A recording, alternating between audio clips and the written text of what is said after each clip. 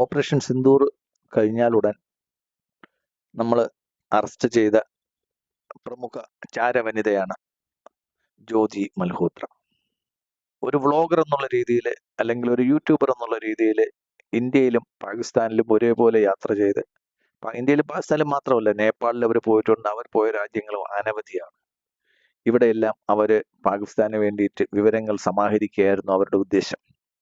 ഒരു മൈക്കും പിടിച്ച് നടക്കുമ്പോഴത്തേക്ക് ഇവർക്ക് എല്ലായിടത്തും പോകാനുള്ള ഒരു സ്വാതന്ത്ര്യം കിട്ടി. നമ്മൾ എല്ലാവരും അതിശയിക്കുന്ന ഞെട്ടിക്കുന്ന വിവരം എന്ന് വെച്ച് കഴിഞ്ഞാൽ, കേരളത്തിൽ സർക്കാരിൻ്റെ അതിഥിയായി അവർ ടൂറിസം പ്രൊമോഷൻ ചെയ്യുന്നതിന് വേണ്ടിയിട്ട് കേരള ടൂറിസം വകുപ്പിൻ്റെ ക്ഷണം സ്വീകരിച്ച് അവർ കേരളത്തിൽ ഏകദേശം 2024 ജനുവരി മുതൽ 2025 മെയ് വരെ ഏകദേശം 1 വർഷം 6 മാസം അവർ പ്രൊമോഷൻ നടത്തിയിട്ടുണ്ട്. അവർ പല ടൂറിസം പ്രദേശങ്ങളും സന്ദർശിച്ചിട്ടുണ്ടെങ്കിലും അവർ സന്ദർശിച്ച ടൂറിസം പ്രദേശങ്ങളെല്ലാം തന്ത്രപരമായിട്ട് രാജ്യസുരക്ഷാപരമായിട്ട് വളരെ പ്രധാനപ്പെട്ട സ്ഥലങ്ങളാണ്. പ്രത്യേകിച്ചും കണ്ണൂരും കൊച്ചിയും എന്ന് പറയുമ്പോഴത്തേക്ക്, കണ്ണൂരാണ് ഏഴിമല നേവൽ അക്കാദമി സ്ഥിതി ചെയ്യുന്നത്. ഇന്ത്യയിൽ തന്നെ നേവൽ ട്രെയിനിങ്ങിന്റെ ഏറ്റവും അഡ്വാൻസ്ഡ് ആയിട്ടുള്ള ട്രെയിനിങ് നടക്കുന്ന ഒരു സ്ഥലമാണ് കണ്ണൂർ. കൊച്ചി ഇന്ത്യയിലെ നേവിയുടെ ഏറ്റവും പ്രധാനപ്പെട്ട ഒരു ഓപ്പറേഷൻ സെന്ററും കമാൻഡ് കൺട്രോൾ സെന്ററുമാണ് കൊച്ചിയെ അറബിക്കടലിന്റെ റാണി എന്ന് നമ്മൾ പറയുമ്പോഴത്തേക്ക് അതിന്റെ കൂടെ തന്നെ മനസ്സിലാക്കേണ്ടത്, അറബിക്കടലിന്റെ നേവൽ നിയന്ത്രണം ഇന്ത്യക്ക് ഉള്ളത് കൊച്ചി നേവൽ കമാൻഡ് വഴിയാണ്. ആ കൊച്ചി നേവൽ കമാൻഡിൽ അവരെത്തിയിട്ടുണ്ട്. അവിടെയാണ് ഇന്ത്യയിലെ തന്നെ ഏറ്റവും തന്ത്രപ്രധാനമായ യുദ്ധക്കപ്പലുകളും അന്തർവാഹിനികളും നിർമ്മിക്കുന്നത്. അപ്പോൾ Cochin shipyard, Kochi naval command, Kannur Ezhimala academy തുടങ്ങിയ സ്ഥലങ്ങളാണ് കേരളത്തിലെ ഡിഫൻസിന്റെ ഏറ്റവും തന്ത്രപ്രധാനമായ സ്ഥലങ്ങൾ.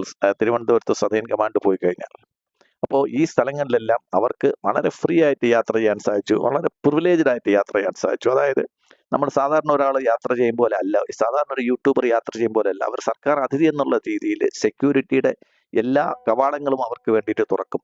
ഫോട്ടോഗ്രാഫി എടുക്കാൻ പാടില്ലാത്ത സ്ഥലങ്ങൾക്കെല്ലാം അവർക്ക് ഫോട്ടോഗ്രാഫി എടുക്കാൻ സാധിക്കും.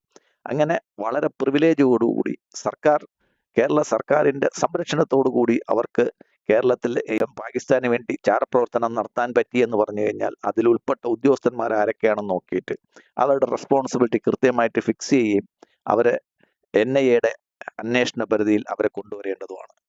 കേരളത്തിലെ ഈ വിവരങ്ങൾ ഇത്രയും നമ്മൾ പരസ്യമായിട്ട് ഇവർ കേരളത്തിൽ വന്നിരുന്നുവെന്നും ഇവരെ ചാരവനിതയായിട്ട് അറസ്റ്റ് ചെയ്തുവെന്ന് അറിഞ്ഞിട്ടും കേരളത്തിലെ സ്പെഷ്യൽ ബ്രാഞ്ച് ഇതുവരെ ഇത്തരം ഒരു വിവരത്തെ പറ്റിയിട്ട് കേന്ദ്ര ഗവൺമെന്റിനെ അറിയിക്കുകയോ ഉത്തരവാദിത്തപ്പെട്ടവരെ ഇതുമായിട്ട് അന്വേഷണത്തിൽ സഹായിക്കുകയോ ചെയ്യേണ്ടതായിരുന്നു.